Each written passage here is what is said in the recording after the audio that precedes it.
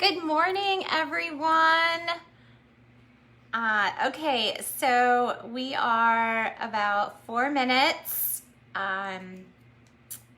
Thanks for waiting. And the software didn't want to go live today, so I had to end up going live on my phone here, which is definitely an option, but I'm a little sad. Hi, Jennifer.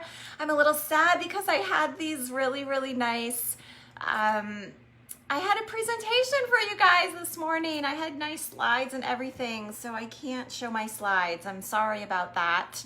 But anyway, let's just dig in. Good morning, Dana. Hi, Diane. So welcome to Morning Marketing with Colleen, and I do have my cup of coffee here. Let me know what you drink in the morning. It's always fun to know what gets people going in the morning. Your go juice, I guess you could call it. And okay, so I want to talk a little bit about Pinterest. And I'm going to start out with a little story about Vine. So if you remember Vine, it was a social media platform, a lot of music and videos on it. And then one day it just closed. And there was this kid named Shawn Mendes. And Shawn, he's now like a really famous pop star, but he started out on Vine and he would play these 6-second videos. Good morning, Phyllis. Good morning, Jody. And he had this huge following, and he had all these 6-second videos of him playing and performing. And then one day Vine shut down and all his followers were gone, all his content was gone, like just gone. You can't like get it back. And I tell you that story just to reiterate that in social media marketing, like we don't own these channels. Facebook owns them. The only thing in digital marketing that you really own is you own your website and you own your email database. And that's really important because if you really think about a little bit of a twist on social media, if you think about it, social media is a way to get out there and be social and create relationships. And we do it on all these different platforms, from LinkedIn to Instagram to Facebook to Snapchat to today I'm going to talk about Pinterest. And the idea is to create all these relationships. And then the game really is about converting those relationships into your email list. So I know that some of you, and myself included, we have taken Facebook to another level. We do live sales and we sell merchandise and we make tons and tons of money doing live videos and figuring out ways to create money off of the social media platforms. And realistically, if you think about it, when you're doing live sales on social media, you're really just converting people. You found a way to monetize converting people into your email list, because everyone that buys from you actually will, you'll get their email and you can add them to your database. So the reason I'm telling you that is because I want you to keep that in mind today when I'm telling you a little bit about how to use Pinterest. And before I get into that, I want to share one more thing with you. That a statistic I came across just to reiterate the importance of your email list and building your email list. Email marketing generates $38 for every $1 spent on email. And I know that email prices are rising and they are charged by number of subscribers that you have on your list. And I know that they're starting to make those subscriber lists like smaller and it seems like they're charging more, but don't be dismayed by those rising prices, because realistically, based on the $38 for every $1 you spend, I mean, that's a whole 3,800% ROI. And I know you might not be seeing that in your overall email. This is, again, is just a big, huge average number, but the reality is there's a lot of business to be done through email, and you own that list. If you wanted to, if you were like a creepy business owner and you wanted to, you could go and sell your email list and actually make money off of it. I don't recommend you do that, but you could. That's just my point, is that you own that list. So today, the whole idea behind Pinterest is getting pins out there to attract people to what's called a lead capture page or a splash page. And here's something really interesting about Pinterest is, thank you, good morning everyone, thank you Melissa. And on Twitter, when you do a post on Twitter, a Twitter post has a lifespan of about 20 minutes. Good morning, Ellen and Dawn.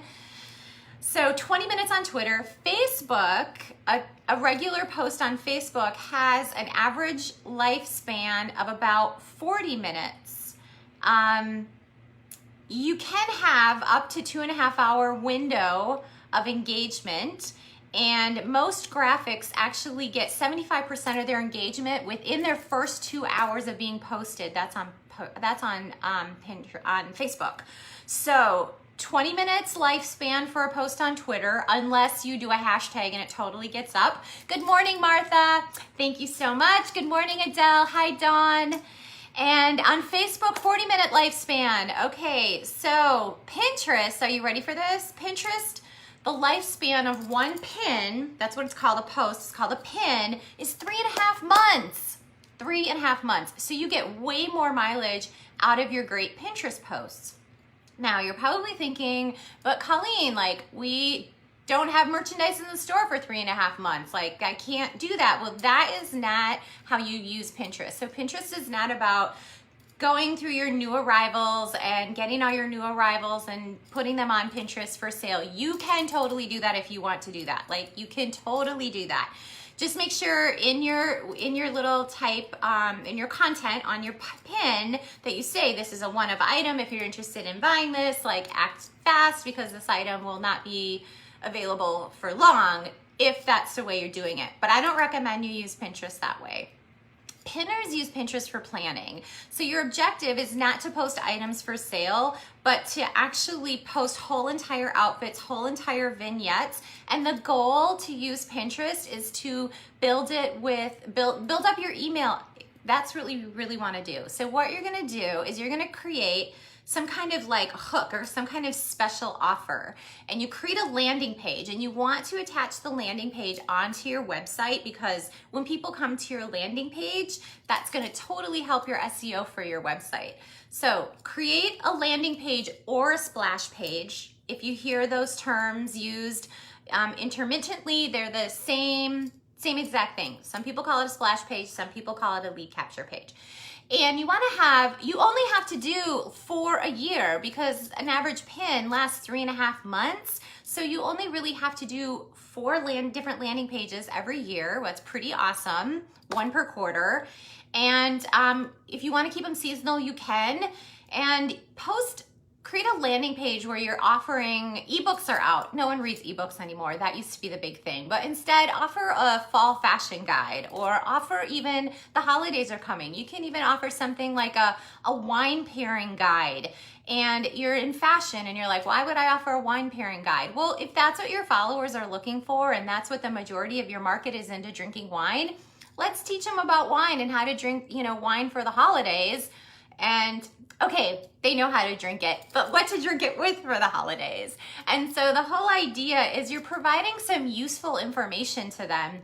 And so when you take your photo for your pin, you're going to take a photo of some fashion, and then maybe just incorporate a wine glass or a wine bottle or something that's in there. Obviously, if you have a furniture store, that's a lot easier, because you can do a vignette of a table and have a wine bottle or some wine glasses sitting on there. If you have a family store, you can do, top 12 or 20 fast, easy, yummy lunchboxes that everyone in the family will love. So the whole idea is to just kind of brainstorm, like, what do you think is valuable for your customers and your type of target audience? Like, what would they be interested on? What would they click on? And then you create a post, and you have those posts, your Pinterest posts, you pin, and you just put them out there, and you put them so that they're gonna last out there for about 3.5 months, and they're coming back to your lead capture page. So when you're creating your Pinterest, you can have 10 different pins, you can have 20 pins leading back to your lead capture page if you want to. I would recommend it. I wouldn't recommend just doing one. You don't have to do all 20 at the same time, but hey, if you want to sit down in like one afternoon and knock out all your Pinterest for the next 3 months, go for it. Use a scheduler, schedule your pins on when you want them to go out and have them go back to your lead capture page. You can also send them to your website, and then I'm sure on your website you have a nice, you know, lead capture page on your website, and that's where you have a pop-up and it says, you know, welcome, please enjoy free shipping on your first order, or enjoy 10%. And in order to get their free shipping or their 10%, they would type in their, again, it's all about getting that email address, all about getting that email address. So good morning, Angie and Lisa and Alice and Michelle and Cheryl. Good morning to Tennessee. So that is a little bit about how to use Pinterest. So it's more about using Pinterest strategically to build your email list. If you just joined, I hope you'll go back and rewatch the first 5 minutes of the video this morning so that you can kind of get set up for the information I'm giving you right now. And you can also do advertising on Pinterest, highly effective. It's highly, highly effective. And you can do what are called shoppable posts on Pinterest. And a shoppable post is where you actually take a photo of a bunch of merchandise, and then you can tag all of the items in the merchandise, and they link directly back to your website. So someone can see it and they can click on it. So again, when you're doing a shoppable post, you want to make sure you have a little disclaimer in there to say, like, these are one-of items, they sell through very, very quickly. If you see something you like, you know, make sure that you grab it. And if you click on a link and you see that it says page no longer available, we're sorry, that item, you know, has sold out. So next week, I do have the anatomy of a perfect pin for you to show you what a perfect pin post, and maybe we can go over that next week. I had these beautiful slides all set up for this morning, and this Facebook and my software just aren't friends this morning, so I wasn't able to connect live and be able to share the slides with you, but I can hopefully share them next week. And that is all I have today. So I hope that you got a new ideas about Pinterest and are looking at social media maybe a little bit of a different way than normal. Like, social media is about being social and not necessarily for sales, but the objective is to use it to make sales, but to convert all those people into your email list. Because ultimately that's what we want to do, is build up that email list. That's the holy grail right there of business, is that email list. And then once they're on your email list, you can send them your emails, you know, twice a week with your new arrivals and connect it up to your website and all of that good stuff. So that is my short little blurb on Pinterest this morning. If you have any questions, type them below in the comments.